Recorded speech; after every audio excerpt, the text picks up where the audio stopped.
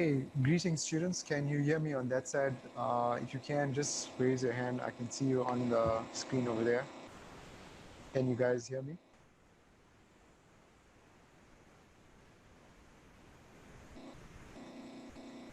If you can hear me, just raise your hand so that I can know that you actually can pick up the audio.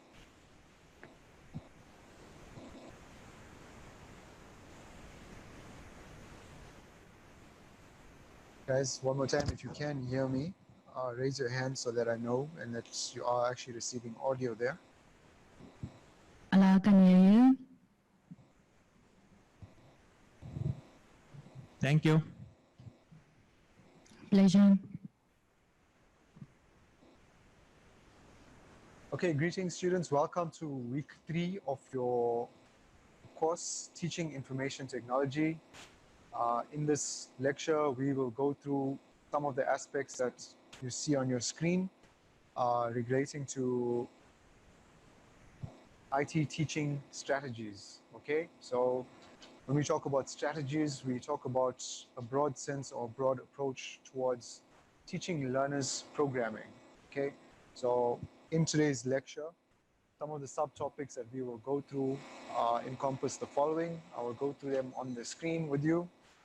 The first being strategies for IT in relation to teaching and learning. Okay, so a major part of this lecture, I will speak about some of the strategies you as an educator can go through or use or implement in your classroom with relation to learners. The second part that we will cover are the teaching methods. Okay, so strategies and methods go hand in hand, and your strategies directly influence the methods that you use in your classroom. Okay, the next part that we will go on and discuss is a general lesson template. Okay, so a lesson template is an important aspect of teaching, and it basically we've covered, or we will cover, some of the important aspects relating to a lesson template. And the work that we have covered so far in week 2 and the work that we covered today all lead up to the culmination of developing a lesson template. So when we go through the lesson template, I will show you an example template. You will see how we incorporate aspects such as your strategies, your methods, and work from last week where we covered instructional principles. Okay, so as we're going through it, I will explain it to you. I'll provide you an overview and go through it with you. And at a later stage, I will also, after this lecture, upload examples of lesson templates, and you'll see how we incorporate aspects such as your Bloom's taxonomy, which we covered in last week's lecture, and other aspects as well. Okay, and if we have time, I also want to talk about the role of a teacher and lesson phases of a lesson, right? So if we do have time, I will briefly speak about that in later lessons. Okay, so let's begin. In this first slide, teaching and learning strategies, I told you that the relationship between a strategy for teaching and the teaching methods are closely related. Okay, so your teaching strategy will influence your teaching method. Okay, and when we speak about a teaching strategy, it is essentially a broad plan, and it is not necessarily something that you can implement. Okay, so when you talk about strategies, it's an overall idea or an overall plan. Okay, and the idea behind having a teaching strategy is to essentially direct the activities that you use in your classroom. Okay, so the activities that you use in your classroom, obviously, as we discussed in previous lectures, influence or help you achieve your lesson objectives for that lesson. So as you can see, just a quick recap, how all these aspects relate to each other. So far in last week's lesson, we spoke about lesson objectives and coming up with lesson objectives, a balanced set for your classroom. This week, we talk about the methods that actually influence your activities and help you achieving those objectives. And we also speak at a very broad level your overall strategy for this. So you can clearly see the link between all these aspects. And these will become more clear once you look at your lesson plan, which culminates all of these aspects and requires you as an educator or a teacher to bring together all the principles of education that you know in an effort to create a successful lesson in your class. Okay, so some of the strategies that are mentioned in your textbook that I will put up on screen for you are the following. So examples of strategies that you as an educator can adopt in your classroom include the following that you see on your screen. These include inductive and deductive learning, inquiry learning, games, simulations. Okay, if you are in IT, you would know that the use of simulations are an important method in learning. So are games as well. You do get games that are educational as well. Coming back to simulations, I know in IT a lot of lecturers, a lot of IT professionals, especially in the security area of security, use simulations and simulation software to actually simulate real life attacks and your responses. And these are meant for learning. Whether or not we can incorporate them into a classroom is a whole different aspect, okay? However, for today's actual talk, the strategies that you will be focused on for this course are the following, okay? So the four that you see at the bottom of your screen are the strategies that we want to actually focus on for this talk. And you will most likely, or even inadvertently, use these in your classroom, or probably are using them already, okay? So the four that you see there: cooperative learning, basically group work, okay? Think about cooperative learning, the way that you think about it is group work. The next one there, discovery learning. Discovery learning is a type of learning that it takes place where a student has to complete activities and discover knowledge on their own, but I will get more into that as we're going along into the next few slides. Problem-based learning or instruction. This very basically a cursory overview can be described as placing a student into a context of a real life situation, but I will once again cover that in the slide pertaining to that. And the last one that you see on your screen there is the most common form of teaching that I think people associate with teaching: direct instruction, basically speaking in front of the class, okay? And I will also speak to you about why the first three are covered first and the last one is covered last, okay? It's got to deal with student-centered approach or a teaching-centered approach, okay? And I will cover this as we are going along, okay? What I want you to notice as well, as we are going along as well, you'll notice that each of those four teaching strategies link up to some sort of instructional principle that we have covered in previous lecture, which was in week 2. So the diagram that you see on your screen is nothing new. It is something that we covered last week. And these are the instructional principles that you essentially should have a good idea of as an educator when setting out your lesson plans and teaching, okay? So as we're going along, I will mention to you which area of, or which instructional principles relates to which strategy as we're going along, okay? And one last thing to remember, or that you should always keep in mind when choosing a strategy or a teaching method, is the assessments that you choose to test your teaching or your delivery of your teaching, okay? So if you are intending to use a strategy, any particular strategy or any particular teaching method, you should always constantly have at the back of your mind, how am I going to actually assess the learner's knowledge on what I'm testing? And why is this important? You have to, it comes back to the idea of objectives and learning objectives within your lesson. It is pointless to create a lesson objective or set out objectives when you cannot measure whether or not a student has actually achieved it, okay? This is the same principle in business that we use. Do not set an objective or a goal that isn't measurable, okay? You cannot determine whether or not you're successful if you have no unit of measurement, okay? So this is important when you are setting out the lesson objectives. Always have your assessments at the back of your mind prepared. Okay, so the first strategy that you see there, cooperative learning, let's focus on that first. As you can see on your screen, and as I mentioned before, cooperative learning is another term which we associate with group work. Okay, so as we know, group work within IT and specifically development is very important, as it pulls together individuals and places them in a situation where they have to share knowledge and work together to basically achieve a particular goal. And if you look at the definition for cooperative learning, as you see on your screen, it's specifically designed to encourage learners to work together, okay? Drawing on their individual experiences, skills, and levels of motivation to help achieve a desired result, okay? This strategy is closely related, I would say, to discovery learning or situational learning. And this type of cooperative learning also mimics software developments in the real world as well.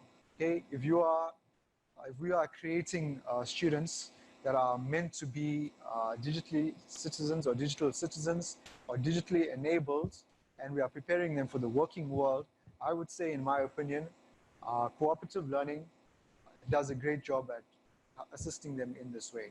Okay, and the reason for this is when you are placed in a situation where you are required to work together, you have to achieve a certain goal. Working together is one of the best ways to actually achieve that goal. Okay, and the other thing about cooperative learning is the things that make it important, or the aspects of cooperative learning that are important. Number one, that you set proper goals for cooperative learning. If you decide to implement cooperative learning in your class or adopt this strategy, ensure that the goals are in place so that you know whether or not it's actually working. And the second thing that is important for cooperative learning is smaller teams. Okay, whenever you are creating cooperative learning teams, make sure that they are not too large so as to not forsake or not create a situation where one student is actually not getting a chance to input, and so on and so forth. Right? So two key aspects of cooperative learning: create achievable goals for your own measurements and for the student to work towards. And the second part is to actually make use of smaller teams. Okay. The second thing that I want to talk to you, and that I mentioned earlier as well, with regards to this strategy, which of the instructional principles does it comply with? Okay, cooperative learning complies with all four of the instructional principles that we just discussed last week. However, the main focus of cooperative learning is social interaction. Okay, so if you can recall, there's knowledge construction, there's social interaction, situated learning, and one more principle as well.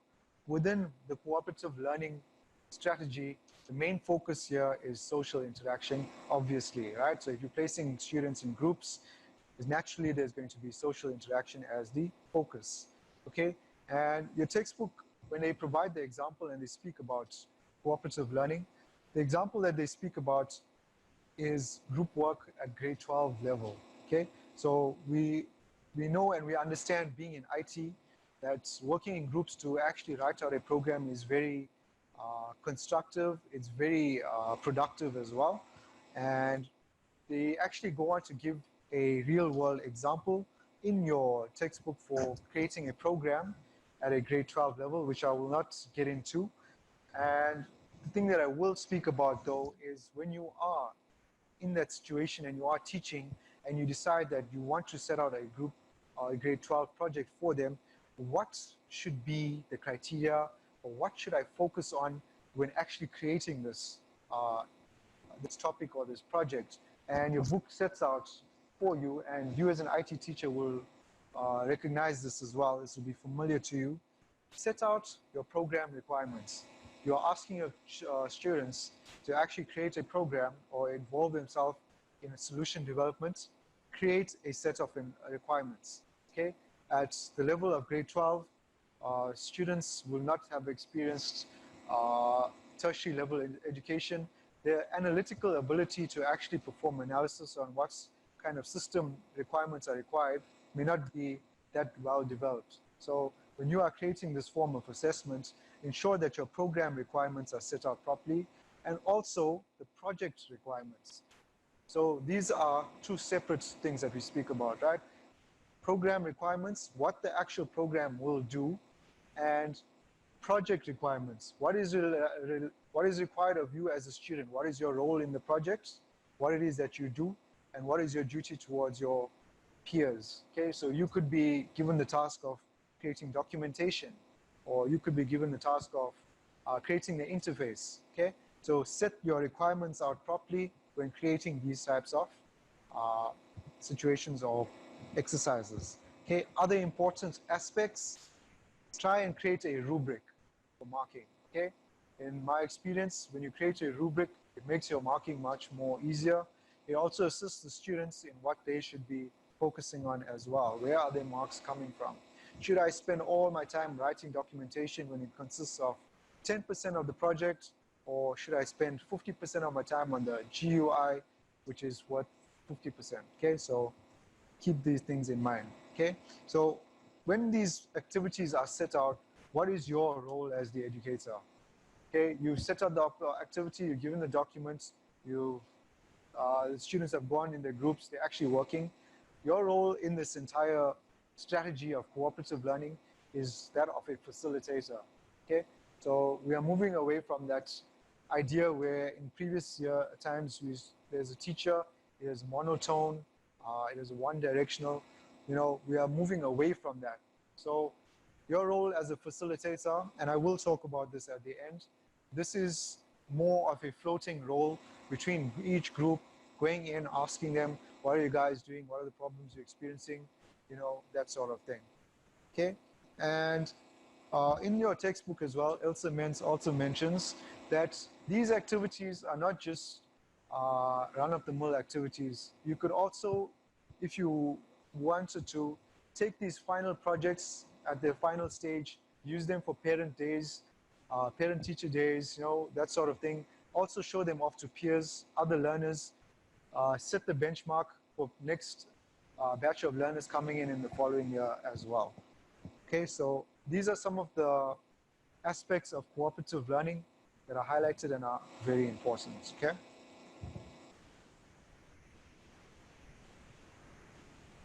The next strategy that we cover and we mentioned as well is problem-based instruction. Okay, so what is problem-based instruction?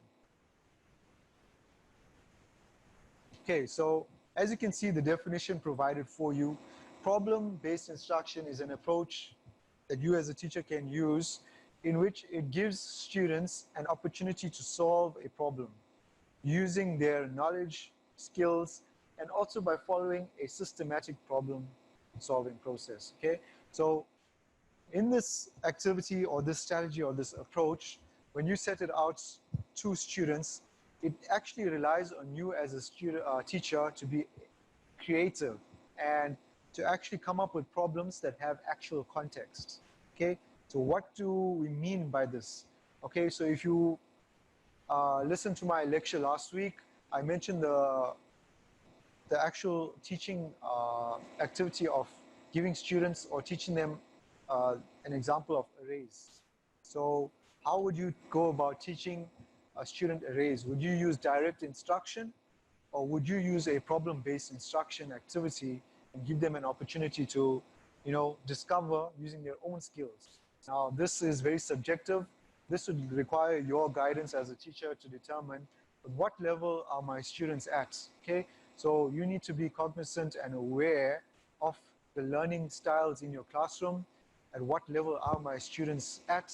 Can I give them a problem-based instruction and, you know, be confident that they will achieve your learning objectives?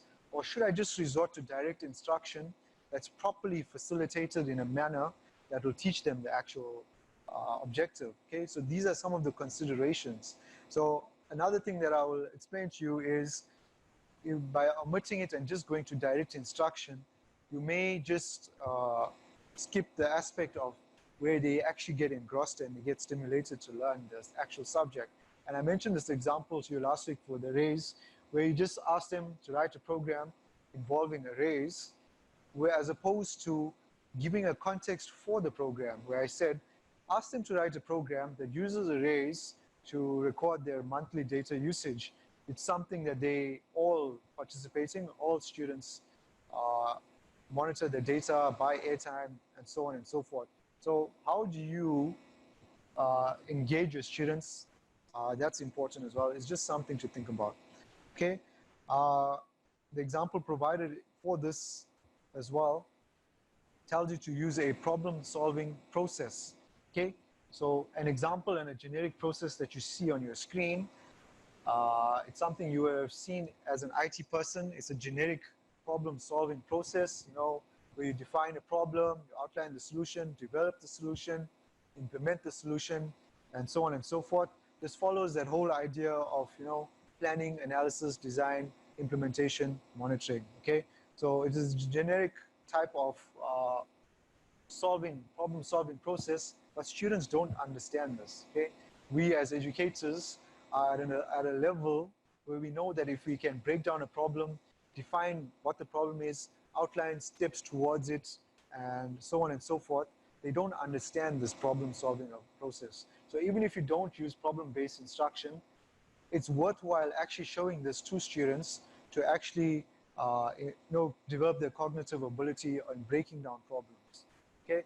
The other thing that you should also remember, as I said before, when you define a problem, but as an educator in this situation, remember, how are you going to assess this? Okay. So always come back to the question, how am I assessing this? The reason I emphasize this throughout all these strategies is because you need a way to actually measure whether or not you are meeting your learning objectives or not. Okay?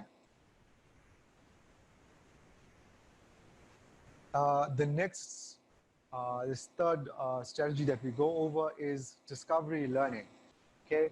So discovery learning, according to this definition that you see there, is a form of learning that is inquiry-based. Okay? It presumes that learners are more likely to remember and understand concepts they discovered themselves. Okay, so this comes back to that whole instructional principle of knowledge construction and active learning. Okay, so remember I said at the start, each strategy links back to instructional principles that we covered in the previous lecture. And in this type of lecturing or this type of strategy for learning, it gives the student an opportunity to construct knowledge on their own, okay? Because the reason being is that when you are teaching your students, you will obviously know that some students are more adept and they know certain things already. And then you get like a different bracket of students that don't understand or may not have seen something. So in discovery learning, when you give them this activity, it allows them to actually discover aspects on their own as opposed to just forcing it onto them when there might exist issues such as gaps in their knowledge. So you may be talking about, keep coming back to this example on arrays, and they still don't understand the loop that you need to actually input numbers into an array. So how do you know what their gap in knowledge is? It is important, therefore, that we incorporate some form of discovery learning in your lessons so that they actually pick up on this. And this may not necessarily be for marks. This may be an example of a homework question where they are required to use arrays, but you actually want them to know or learn loops. So how would you actually incorporate it? One way of doing it is discovery learning, okay? And the important things that you should know about discovery learning and the way to actually rope a student in and to get their interest is to provide a real-world context for discovery learning.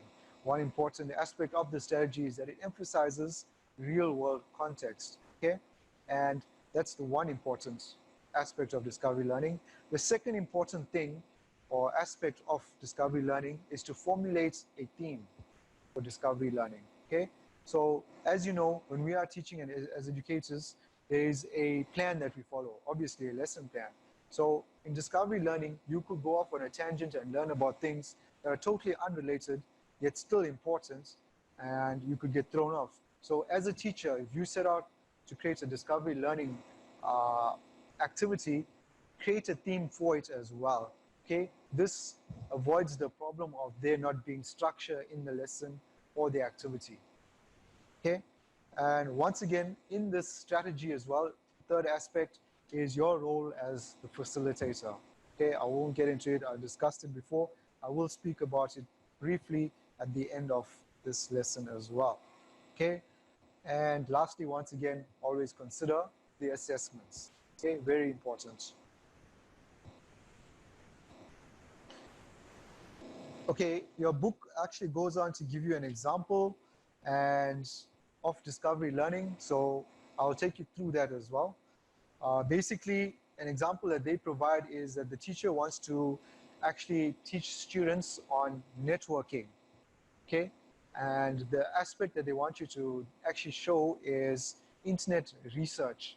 So the teacher asks the students about a certain sporting events taking place around South Africa, around the world, and it really grabs the students in. Oh, I want to be part of the soccer World Cup or the cricket World Cup or the next big thing.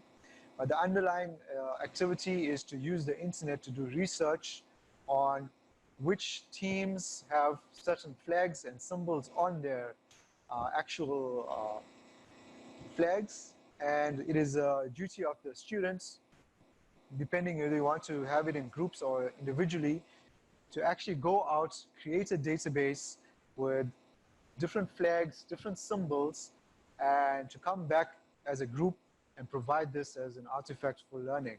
Okay, so discovery learning, you have set out to actually teach the students how to do internet research, but the actual task that they were doing was discovering flags of teams that got them interested, but they were inadvertently using the internet to perform research. And also, if you do this at much higher levels, like grade 12, where you can ask them aspects like create a database. Don't actually create it, maybe create it on paper. What fields would you add to your database? Do you know that you can add a picture to your database? So on and so forth. So these are the inadvertent learning aspects that you can incorporate into this type of learning. Okay, and for this as well, they tell you in your textbook as well, keep a checklist. Okay, so I told you a theme, remember your assessments, and keep a checklist of what is required or what you expect to have the students to have learned at the end. Why is this important? When you are assessing the type of learning for this particular strategy, you can then gain an idea as to whether or not you set out to do what you set out to do in the beginning. Okay, so keep a checklist of what you expect.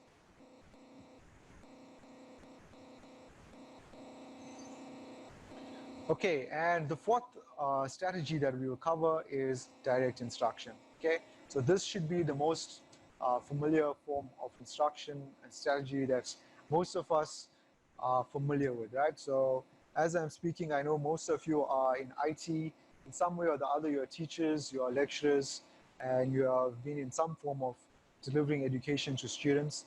Direct instruction is the most common way, okay?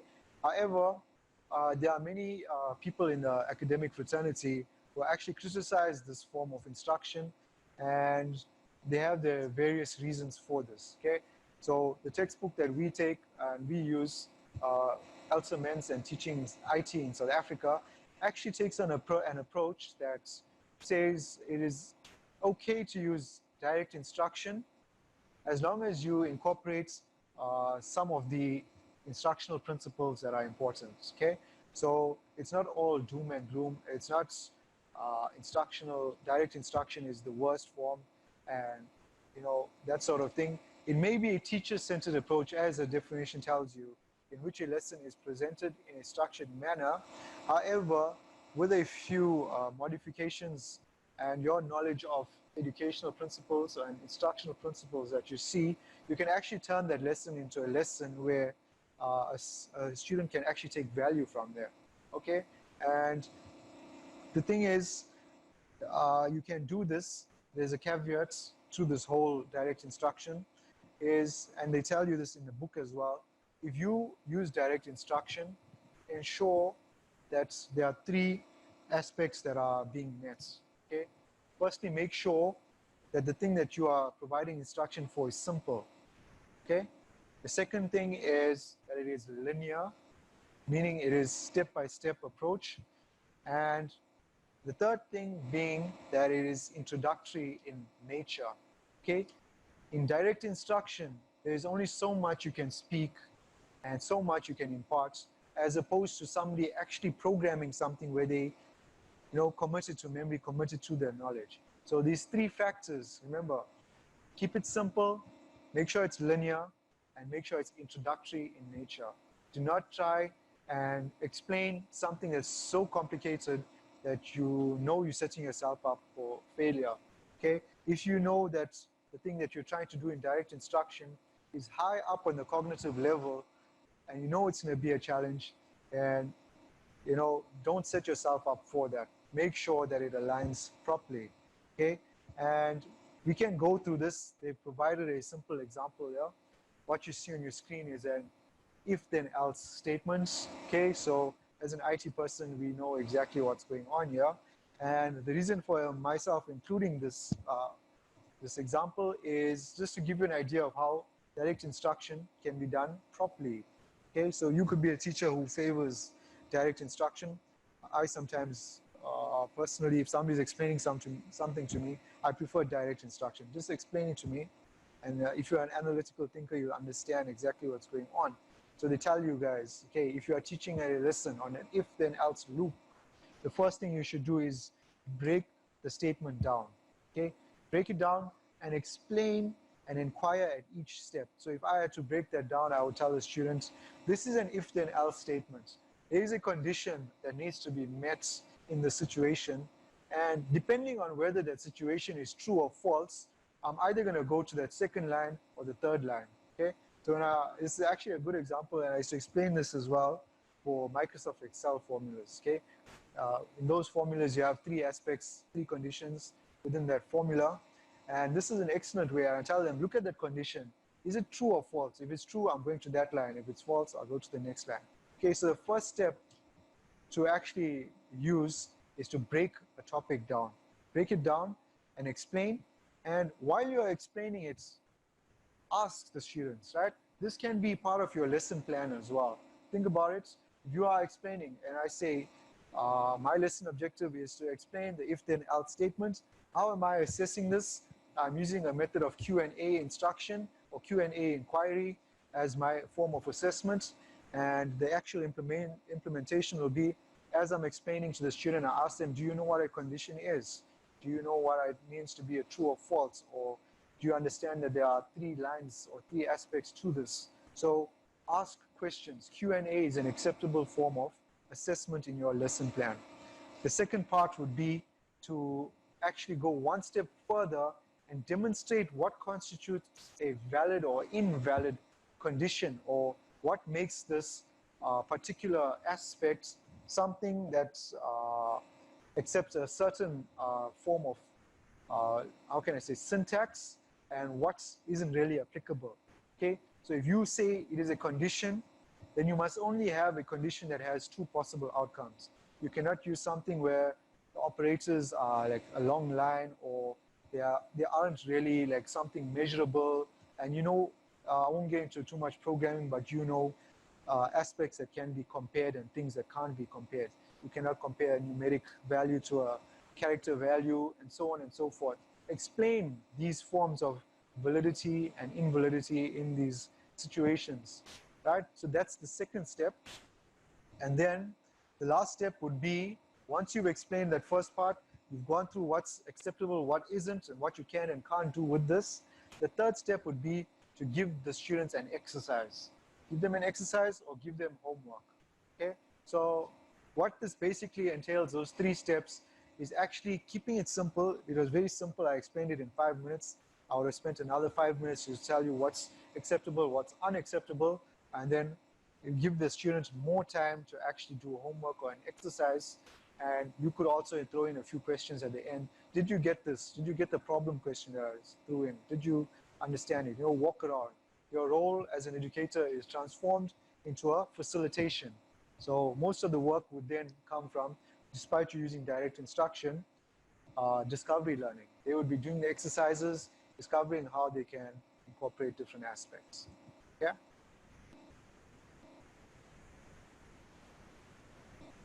Okay, so we've gone through 4 different types of strategies.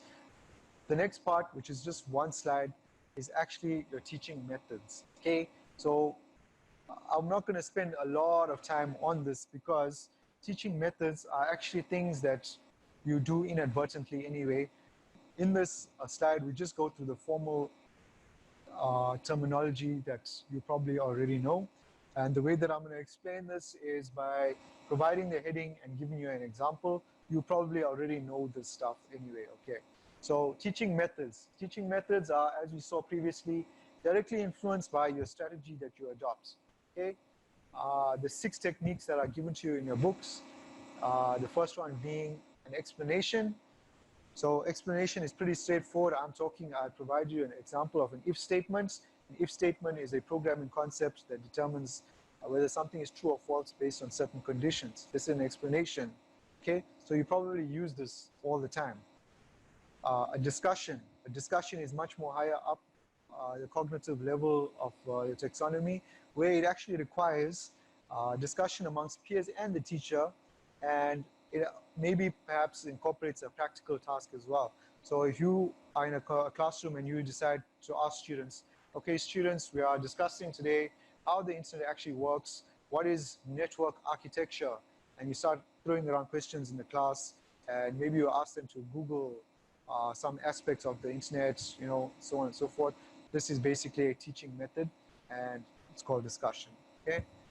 Demonstration. Demonstration is less about an activity. It's more of a resource. So when I say an activity, I mean like, is the student involved, as opposed to a resource where I'm doing all the work. Okay. So it's more of a teaching activity, not more of you know, activity for the students. More of a resource. Okay. So demonstration. Basically, you are at your computer, you are at your projector, or an OHP, or your whiteboard, or whichever method you are using, and you basically go through, in this example, an if statement in the Delphi IDE, okay? So, or any of the IDEs that you prefer, okay? So a demonstration is basically you at your screen, at your computer, typing out something and then showing it to the class. Okay, the next aspect there is a review. A review can be a review, a recall, or clarifying something that was previously taught. Say, so if you know that you taught loops yesterday, you will perform a review today before I go into the next aspect that actually uses loops. Okay, so it's just for review, recall, clarifying, and you can basically, it's low on the cognitive levels of your taxonomies. Okay, so we covered the, I think it's the last one there, questioning. Okay, so as I said before, questioning is an acceptable method of assessing. You're basically posing questions about the aspect that you just taught. Okay?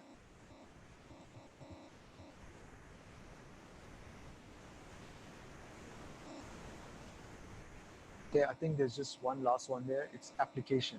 Okay, so application, as you know, last week when I did the cognitive levels in Bloom's taxonomy, application will be really high up teaching method. If you ever decide to use it, always provide for enough time and that sort of thing. Remember, you are testing them at a very high level and you actually employ application teaching methods in your subject.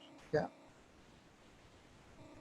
Okay, so the next thing that I want to cover, and I know that you guys are probably, I've been talking for so long.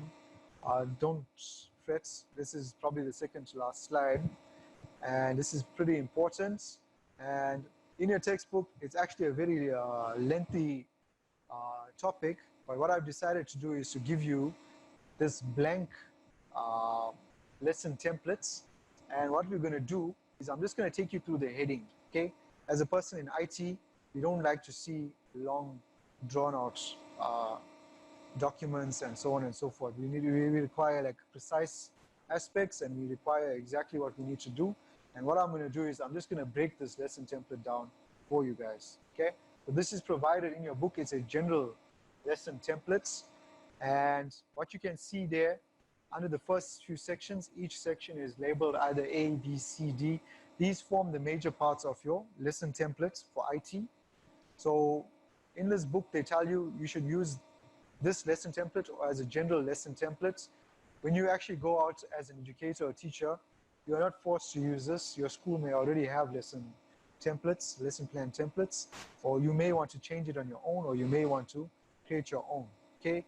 However, whichever lesson plan template that you use, there are a few aspects that always remain the same throughout this planning stage. Okay, so what are they? So let's go through this. Okay, the first thing that you see on your screen there, the subjects. Okay, I'm not going to focus on the top there. It says grade, dates, time allocation. Those are pretty straightforward. Okay, the subject, obviously, information technology or CAT, whichever one. Lesson topic. Okay, in this example lesson plan, we are going to teach our class, which is in grade 10, on Ethernet architecture. What is Ethernet architecture? How do I explain to a student who's coming for the first time in my class about this concept? What do I want to take away? So all of those questions that you have, you should have an idea developed from your CAPS documents, which go into section D, which is your lesson objectives. Okay, so your lesson objectives in your textbook, there are, for this lesson, 5 or 6 objectives. Okay, so you recall last week that I told you guys, always create lesson objectives in your lesson plan that are balanced. You focus on a few of the early stage cognitive levels that just test simple recall, understanding, and at the end you throw in a few of the higher level where you ask them to apply and you ask them to create stuff. So you create a balanced lesson objective or balanced lesson plan. This is where you do it in your lesson objectives, okay? So your lesson objective will read as that there, we've got one there as an example. Describe and explain the concept of Ethernet architecture. And you can see the level that I've written there is understand, which is level 1. You may not even, oh sorry, understanding is level 2, my bad, sorry. So level 2 is actually recalling and explaining as well. Not just simply recalling and not understanding what you're actually explaining, okay? So what are the materials that I'm going to use for this to achieve these lesson objectives? You will state this in section E, LTSM, learning and teaching studying materials. And I'm not sure, every school has their own set of resources available to them. In this one here, I've just placed 2 simple examples: the prescribed textbook, CAPS document, CAPS textbook, and a diagram of a typical Ethernet network, okay? Also, later on, in later lessons, I will cover accepted methods of learning and teaching materials, okay? Okay, so this is an important aspect, I would say. So far, we've covered aspects that are pretty simple. The next part here that you see outlined in red are 3 phases of your lesson, okay? So these 3 phases that you see there are probably encountered in every subject and every lesson plan, okay? They are your introduction, your development, and your consolidation, okay? So whenever you are creating your lesson plan, always have in the back of your mind these 3 phases, okay? And the example that I provide for you over there, as you can see, is, I'm not going to go into too much detail. I'm just going to go through your introductory phase. If you go into too much detail, it's going to be an issue. However, I will post up examples on ECI, and you can actually look at it for yourself, okay? I feel it's more important to give you the overall idea now so that you have a proper understanding, and then later on when you're looking at it, you'll have an in-depth idea of a full lesson plan. So as an introduction to the topic of Ethernet architecture, my teaching strategy, can you see that? Where have we talked about teaching strategy? It's been the whole of this first part of this lecture. Whatever teaching strategy you want to actually adopt. So for this year, I've said I'm going to use direct instruction.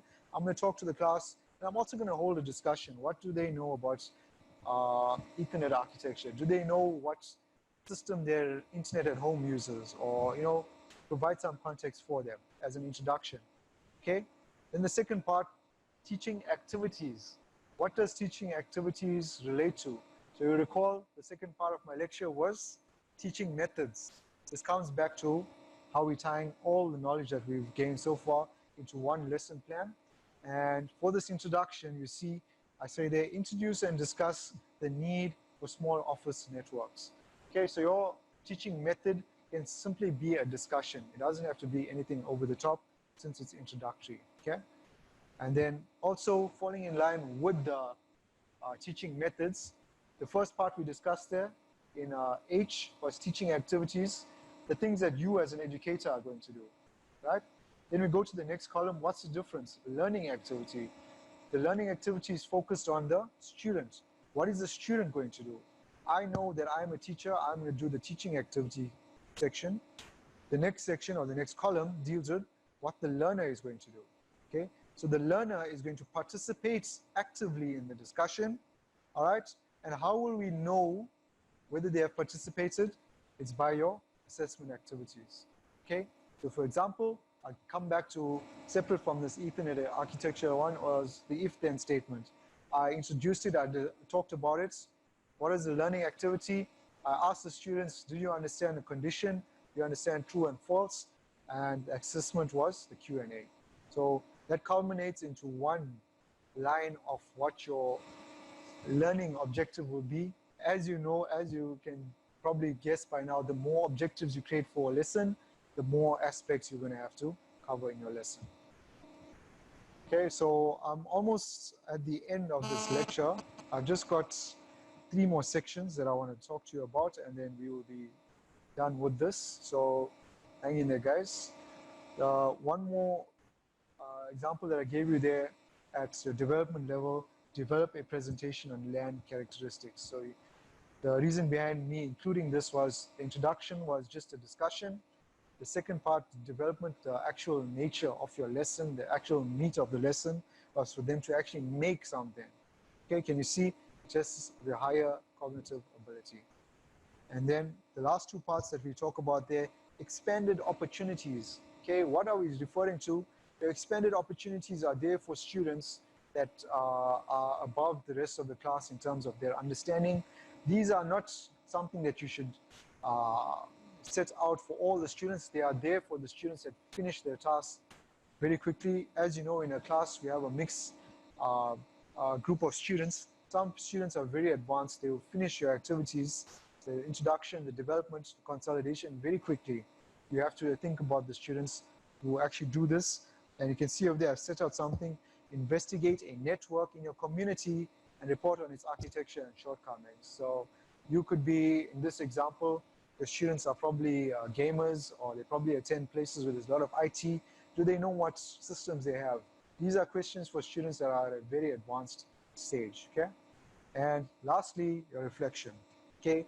So you know, if you create your lesson plan and the lesson didn't quite go as you thought it went, right? This happens no matter what you do. You could be the best planner.